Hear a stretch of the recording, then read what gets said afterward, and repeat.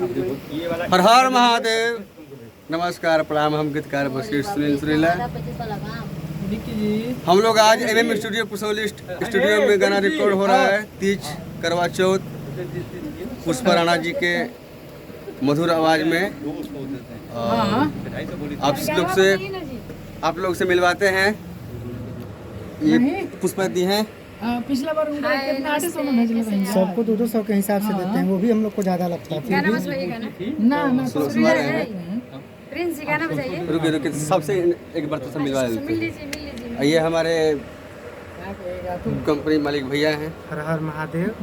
इनको इतना प्यार आशीर्वाद दीजिए, बेचारे सुखाए जा रहे हैं। जल्दी से इनका चैनल मोनेटाइज हो जाए।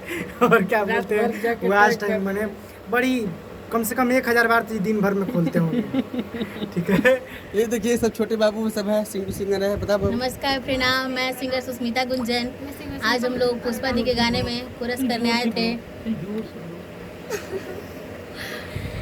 और कैसा लगा? इनका गाना सुनिएगा, आएगा बहुत जल्द आप लोग के सामने। लाइक, सब्सक्राइब, कमेंट कीजिए चैनल को पुष्पा राणा ऑफिशियल। हाँ, पुष्पा राणा ऑफिशियल को।